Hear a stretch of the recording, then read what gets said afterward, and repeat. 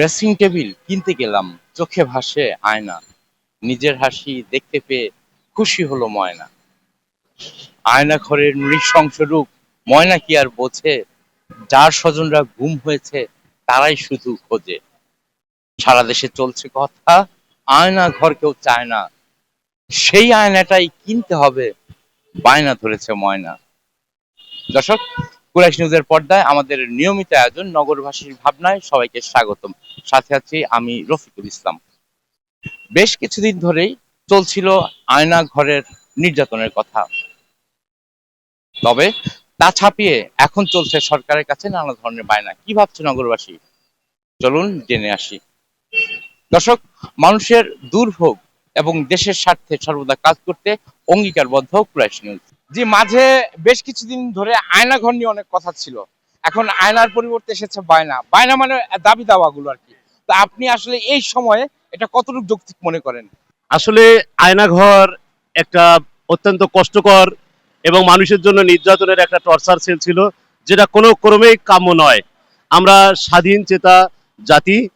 আর এই যে বায়না, যে বিভিন্ন অর্থাৎ দাবি দেওয়া, আসলে দাবি দেওয়াগুলো পূরণ করা দরকার, যেটা এই আয়নাঘরে নাটক করে যে মানুষকে বৈষম্যহীনতায় মানুষ যে ভুগছিল, সেই বৈষম্য শিকার মানুষরা যদি তাদের দাবিটা যৌক্তিক হয়, তাদের দাবিটা পূরণ করা উচিত। সংস্কার বিষয়টা হচ্ছে আলাদা, সেটা চলমান থাকবে। আর একটা বিষয় হচ্ছে যে দাবি তো মানুষের থাকবেই। দাবি তো বর্তমান যিনি সরকার আছেন দায়িত্বে, সেই সরকার মহোদয়ের কাছে তো চাওয়া এটা স্বাভাবিক। যৌক্তিক দাবি যদি হয়ে থাকে তাহলে তাদের দাবি করাটা ঠিক আছে।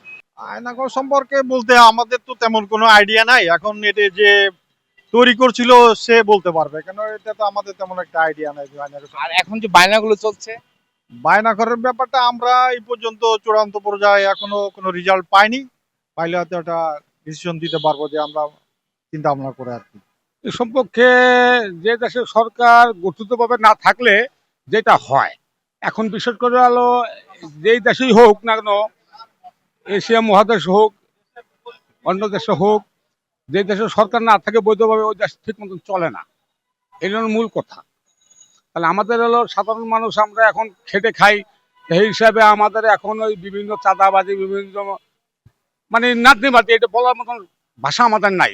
আপনার কথা ধরে বলছি, তাহলে আমাদের কি এই বায়নাগুলো ততক্ষণ পর্যন্ত আটকিয়ে রাখা উচিত, বা যৌক্তিক সরকারের কাছে যৌক্তিক কথাগুলো পেশ করা উচিত?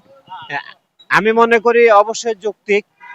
যৌক্তিক অবশ্যই। আমার ব্যথা থাকতে পারে, আমি আমার ব্যথাটা সরকারকে জানাবো। সরকার অবশ্যই আমার ব্যথাটা যেভাবে নিধন করা যায় সেটা সরকার করবে।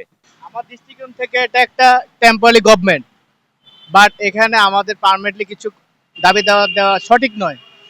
এবং আমরা চাচ্ছি যে নির্বাচনে গভর্নমেন্ট যখন ইনশিওর হবে পার্লামেন্টে, তখন এটার কতটুকু যুক্তি দেওয়া লজিকের মাধ্যমে সেটা বায়না ব্যবস্থা করে সমাধান করা উচিত। কিন্তু এই মুহূর্তে সম্ভব না। আগে দরকার প্রয়োজনীয় যে সংস্কারগুলা, যেগুলো রাষ্ট্রের কাঠামোগুলা বিভিন্ন ডিসমিস হয়ে আছে, সেগুলো সংস্কার করে যুক্তি সংবিধান নির্বাচন দিয়ে, আর যেগুলো আপনার দাবি দেওয়া ওগুলা পারমানেন্ট সরকারের এগেনস্টে, এছাড়া নট অ্যালাউড। নৃশংস আয়না ঘর কেউ আর দেখতে চায় না। এদেশের মানুষ ভুলতে চায় শব্দটি, যে শব্দের মধ্যে রয়েছে নির্যাতন, নির্মম কান্না আর স্বজনদের হাহাকার। তবে বায়নার ব্যাপার যদি বলি, যৌক্তিক দাবিগুলো পূরণ করা হোক, তবে তা হোক যৌক্তিক সময়ে, যেমনটা বলছে নগরবাসীর ভাবনাতে। দর্শক, আপনি আপনার যে কোনো অভিযোগ কিংবা দুর্ভোগ আমাদের জানাতে পারেন 01533332865 নাম্বারে। নগরবাসীর ভাবনা থেকে এখনকার মতো আমি বিদায় নিচ্ছি। রফিকুল ইসলাম। সুস্থ থাকুন, ভালো থাকুন, দেখতে থাকুন কুরাইশ নিউজ।